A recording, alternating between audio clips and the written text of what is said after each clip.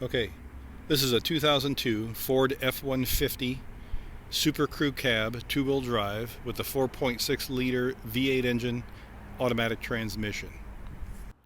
Okay, folks, the reason I gave a short description of the Ford truck there before this talk is I want to explain to you an issue I had with this vehicle. And the issue is the gas mileage went up, and I mean quite high. And what that means is I bought the truck used, and she can bring the coffee around. Bring the coffee around. Thank you. Anyway, I bought the truck used. I bought it with 120,000 miles on it. Uh, and I took it down. I changed the oil. I used conventional oil. I didn't use synthetic. And I drove it down to southern Arizona. And I got, that first week, 2 weeks I had it, I got 15 in town, 14.75 to 15.25 at city driving. And on the way down to Tucson, I got 19, but on the way back, I got just short of 21. So I thought, okay, full-size truck, 15, 20, 21 miles per gallon, not bad, pretty good. Well, it was stayed consistent like that for a while, but then I noticed, took a road trip up to northern Arizona, Flagstaff, and I noticed on the way up, I'm talking Phoenix to Flagstaff, I-17 freeway uphill. When I got up there, I topped off the tank, or I topped it off somewhere along the way. Yeah, after we got up there. And then once I got up there was a little bit of city driving, so of course it would pull it back down again. And when I topped off, I had about 24 and a half miles per gallon. I'm like, wow, uphill, full-size truck, 24 and a half miles per gallon. That's good. I'm like, wow, what a cool truck. And then I thought, well, that's kind of odd. Full-size trucks don't get that kind of mileage. So then on the way down back to Phoenix, I topped off in Flagstaff at the gas station just south of the geological museum thing that was built there in the 30s. It's a Shell station that's on the T intersection there. So for those of you who live in Flagstaff, you know where I'm talking. I topped up there at the Shell, drove to that geological place, visited, and then from there we drove all the way down back to Phoenix. And I drove all the way on Phoenix. It was easy flowing traffic. I think it was a weekday. But as traffic started to bottleneck right around I-10 and the Tempe area, and for those people familiar, you know the afternoon traffic at bottlenecks there, I peeled off at 48th Street and topped off of the Shell station. And when I checked my mileage, I had 29 miles per gallon coming downhill. So I'm like, wow, this is incredible. But I was concerned that there could be something wrong with the vehicle. So to back up from there, I had an O2 sensor come on before this occurred. Okay, so I was getting decent mileage, 15, 21, 14, 22, that kind of thing. I had an O2 sensor go bad, so I replaced both on the right side because it did say that bank was bad. So not knowing which one it was, I replaced both O2 sensors, and it run fine. Gas mileage was going up, so I thought, okay, the O2 sensors is bad, so changing them caused my mileage to go up. A check engine light came on again, and it was the O2 sensors on the other side. So, but the code reader didn't say the right bank only, passenger side. It said both sides were running too lean, and that's what the code was, running too lean. So I replaced the O2 sensors on the driver's side, replaced them both, reset the codes, drove it. It stayed fine for a week or two, and then the check engine light came on, and then it said right bank again was too lean. So over the course of time, I went from running fine, decent mileage for a truck that size, to really good mileage. But as that mileage started to increase, I had these running too lean code issues. First time it was right bank, then it was both banks, and then it went back to right bank. And I'm like, okay, I've replaced all the O2 sensors. What else am I going to do? So since I replaced all the O2 sensors and then it showed back up on right bank again, I replaced the mass airflow sensor, and I put in a cold air intake, a Spectra cold air intake. Reset the codes, cleared the codes on the truck, drove it, and that's when I got this great gas mileage going up to Flagstaff and coming back. Well, once I replaced the mass airflow sensor and stuff, I was driving, and this is city freeway combo. I should be getting probably 15 to 19 miles per gallon. I checked it, and I had almost 32 miles per gallon with the truck, so I rechecked my numbers. I was dead on. So I know that the truck could be running, and the check engine light came back on, so I know I could be running too lean again. So my concern is if you run too lean, you could burn up an engine. Well, this video is for people out there who are engineers, and we're going to make sure that comments are available on here so people can put their input in. what I ran into was, took it to the mechanic, he troubleshot, and he finally found it. There was an intake manifold leak. And the leak was not the intake manifold gaskets that meet along the head. It was some type of round O-ring on this particular truck that had a little crack in it. I mean, the O-ring just cracked in one spot. And that was allowing the engine to suck more air in after all the sensors, past the mass airflow sensor, past the air intake, the computer control stuff. I mean, this is down in the intake level. And so my gas mileage was just going up.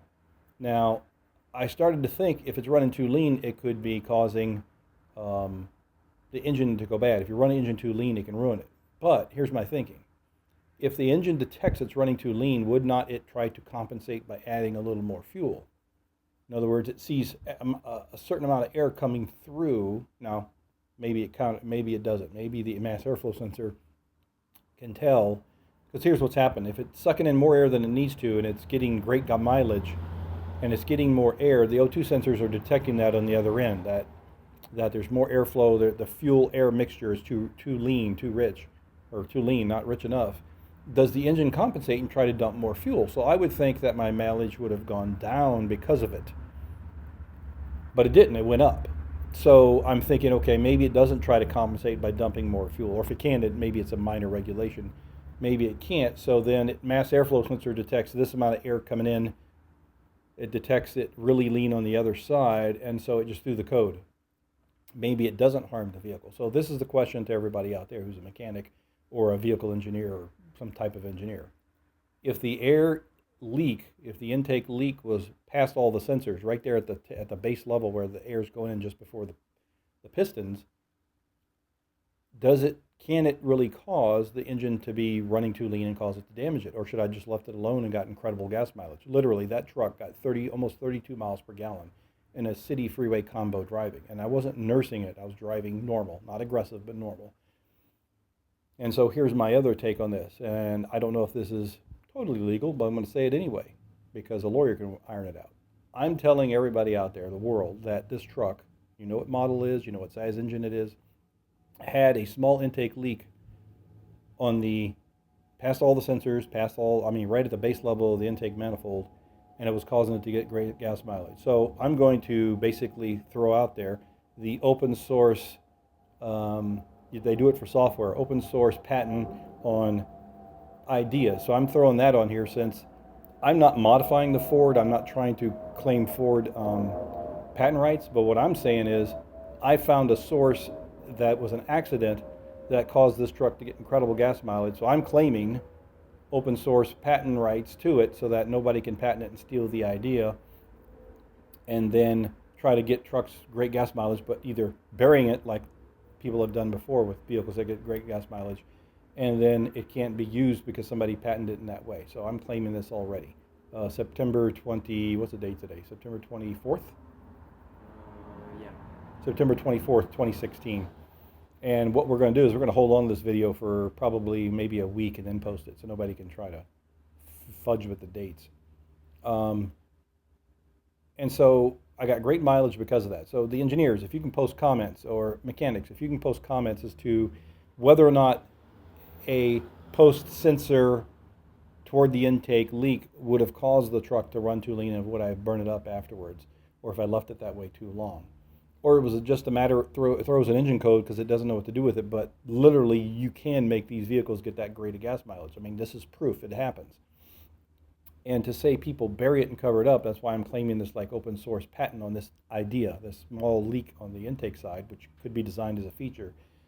Back in the mid to late 1970s, I'm talking 77 to 78 here in the Phoenix area, a man probably 45 to 50 years of age took a 1978 Chevy Impala, which I think he used the 350 V8, and he modified the carburetor, which it became a long flat plate. He said it was the same size as the intake manifold, and a bunch of ribs through it, and it spread the fuel out thin across the top, so it made it more aerated fuel. Now, modern technology may have compensated for that, but he made this full-size Impala from the 70s get 45 miles per gallon on the highway. And it was on the news here. Channel 5 had him on video, did a 30-minute interview with him about the whole design and stuff and his patent rights, and then it just vanished, never to be heard from again. I can't even find anything on the internet about it. So that makes me suspect, one, because it was there, it was published, nobody ever countered and said it was a fraud, and it just disappeared. He got bought out, his patent was bought out, and it's been squashed ever since. So that's why I'm claiming an open source patent on this idea based on my problem. A small, large O-ring. The O-ring was probably a 2.5 inch round ring for one of the parts on the truck that had just a one hairline crack on one end. And that leak was enough to cause it to get great gas mileage. So I just wanted to throw it out there. These vehicles, modern vehicles, are possible to get incredible gas mileage. It's just a matter of whether or not you're going to damage the vehicle in the process. The other idea to throw out to you engineers is old World War II fighters used to do a water injection thing to keep cylinders from getting too hot in their fighters during dogfights, things like that. Could a water injection system be modified to compensate for the incredible gas mileage I was getting in it running too lean? Could that cool it down? So ideas are thrown out. I'm claiming them all under open source patent rights, and we'll take it from there, see what happens. Anyway, good luck to all of you if you get great mileage like this, and if somebody can run with this idea and design it better and put it out as open source, then we've rectified the problem with cars and gas mileage and the oil issue. Anyway, take care, enjoy, think about it.